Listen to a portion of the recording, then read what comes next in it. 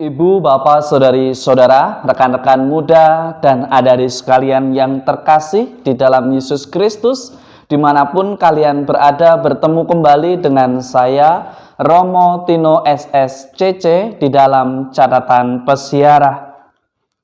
Di dalam perjalanan persiaran hidup kita, berbahagialah bagi mereka yang bertahan di dalam pencobaan, tidak mencari kesalahan dari orang lain, tetapi berani untuk tetap bertahan pada pilihan, berani dievaluasi, berani dikritik, berani mengevaluasi.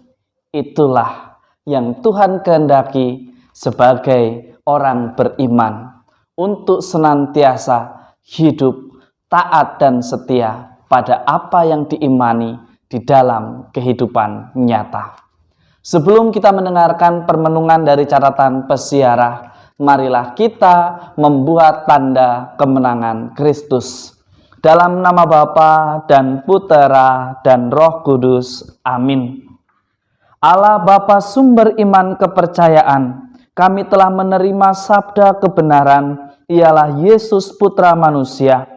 Bukalah mata hati dan budi kami dalam pergaulan kami dengan Dikau, agar dapat mengenal Engkau lebih dalam di dalam persiaran hidup kami, sehingga kami tidak mudah digoyahkan oleh rasa jenuh, bosan, atau merasa tidak mampu di dalam menjalankan hidup kami. Buatlah kami untuk senantiasa berani menjadi pelita yang menerangi langkah hidup kami dan sesama kami untuk sampai pada kemuliaan-Mu demi Kristus Tuhan dan pengantara kami. Amin. Ibu, bapak, saudari, saudara, rekan-rekan muda, dan adik-adik sekalian yang terkasih, di dalam surat Rasul Yakobus pada bacaan pertama hari ini, Anda dan saya serta kita semua diingatkan dan juga diteguhkan oleh bacaan dari surat Rasul Yakobus ini. Di sana diungkapkan, berbahagialah orang yang bertahan dalam pencobaan. Apabila tahan uji, ia akan menerima mahkota kehidupan yang dijanjikan Allah kepada setiap orang yang mengasihi Dia, yang tidak meninggalkan Allahnya di saat kesulitan, di saat mengalami kejenuhan. Tetapi pada realitanya, Anda dan saya serta kita semua, seringkali kita merasa bahwa cobaan atau persoalan hidup yang datang silih berganti itu semata-mata karena orang lain. Bahkan kita mulai mencari siapa yang bisa dikambing hitamkan. Bahkan seringkali tak luput kita pun menyalahkan Allah, seolah-olah Allah tidak peduli kepada Anda, saya, serta kita semua. Tetapi kita diingatkan, setiap orang dicobai oleh karena keinginannya sendiri, karena ia diseret dan dipikat oleh keinginan, nafsu, dan juga hasrat pribadinya. Apabila keinginan itu terus diikuti dan dibiarkan merajai hati kita, merajai hidup kita, seringkali yang terjadi bukanlah perbuatan yang bijaksana atau dewasa, tetapi justru melahirkan dosa yang membawa kita menjadi pribadi yang tidak dewasa. Ibu, bapak, saudari, saudara, rekan-rekan muda, dan adik-adik sekalian yang terkasih, janganlah Anda, saya, serta kita semua menjadi sesat pikir. Karena setiap pemberian yang baik dan setiap anugerah yang sempurna senantiasa datangnya dari atas, diturunkan dari Bapa, dan juga membuat kita semakin bertumbuh dan berkembang menjadi pribadi yang baik. Sekali lagi, berhenti mencari orang lain untuk bisa dijadikan alasan untuk pembenaran atas apa yang kita lakukan. Bacaan ini mengingatkan dan juga meneguhkan Anda, saya, serta kita semua. Di tengah pandemi COVID-19, varian Omikron yang semakin meroket, seolah-olah enggan pergi dari persiarahan hidup kita. Tetapi jangan sampai kekhawatiran, ketakutan menciptakan rasa jenuh kita untuk senantiasa taat dan setia pada protokol yang disampaikan oleh pemerintah kepada kita semua. Kita diajak untuk tidak sesat pikir, tidak mudah dimakan oleh hoaks, di mana ketika kita lebih banyak di rumah dan tidak tahu realitas apa yang terjadi di luar sana, jangan menjadi pribadi yang mudah terbawa arus, dengan mudah mengatakan ini salah hanya berdasarkan video yang kita lihat, hanya berdasarkan media massa yang menyampaikan berita, lalu kita mempercayainya tanpa melihat fakta dan berani mengklarifikasi dan memverifikasi atas apa yang kita baca, atas apa yang kita lihat, dan atas apa yang kita dengar. Hari ini juga kita diingatkan untuk mengerti apa yang menjadi rencana Allah di dalam hidup kita. Jangan sampai kita menjadi sesat pikir seperti para murid. Mereka berpikir bahwa di dalam hidup ini melulu soal makanan dan minuman. Tidak. Kita bahkan melupakan untuk terus memperjuangkan persatuan keluarga kita, untuk terus memperjuangkan cinta yang ada di keluarga, komunitas, maupun hidup menggereja. Bahkan kita terlalu sibuk dengan urusan pribadi, kita terlalu sibuk dengan urusan online. Tetapi kita lupa bahwa di dalam keluarga, di dalam komunitas, di dalam hidup menggereja perlu adanya komunikasi dari hati ke hati. Agar kita tidak menjadi jenuh, agar kita tidak salah pikir atau sesat pikir. Kita diajak untuk berani terbuka.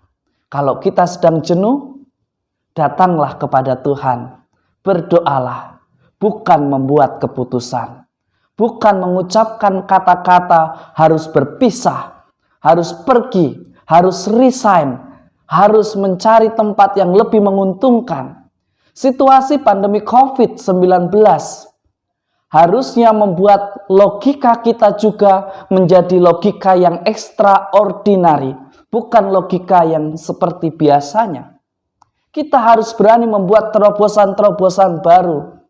Jangan sampai justru kita menambah angka perpisahan atau perceraian keluarga hanya karena alasan jenuh, hanya karena alasan bosan, hanya karena alasan tidak mampu menahan tekanan ataupun desakan dari banyak orang. Dalam surat Rasul Yakobus mengingatkan, Anda, saya, serta kita semua tidak dibenarkan bahwa orang beriman selalu mencari orang lain untuk dijadikan kambing hitam. Bahkan kita menyalahkan Tuhan seolah-olah Tuhan tidak memberkati hidup kita. Tuhan tidak pernah tidak memberkati anak-anaknya. Ia senantiasa melimpahkan berkat dan dengan cinta kasih-Nya yang sungguh luar biasa, selalu memberikan kesempatan kepada kita manusia untuk senantiasa melakukan apa yang menjadi kehendak Tuhan untuk mendapatkan sukacita yang sejati. Tetapi sekali lagi, kejenuhan membuat kita membiarkan keinginan memimpin langkah hidup kita. Dan seringkali keinginan yang terjadi ketika dituruti bukanlah suatu keputusan yang dewasa, bukanlah suatu keputusan yang bijak, bukan mempersatukan, tetapi seringkali memecah belah keluarga, komunitas, maupun hidup menggereja dan bermasyarakat. Kita diajak sebagai orang beriman untuk terus berani bersaksi, mencari, mendalami, dan melaksanakan apa yang menjadi kehendak Tuhan, agar kita tidak sesat pikir seperti yang disampaikan oleh Yesus di dalam Injil suci menurut Markus, yang juga mengkritik ke-12 muridnya yang sesat pikir karena hanya selalu berpikir soal perut. Ibu, bapak, saudari, saudara, rekan-rekan muda, dan adik-adik sekalian yang terkasih. Pandemi COVID-19 dengan varian baru Omikron mungkin membuat kita jenuh, mungkin membuat kita tertekan, mungkin juga membuat kita apatis, seolah-olah kita tidak akan terbebas dari penderitaan ini.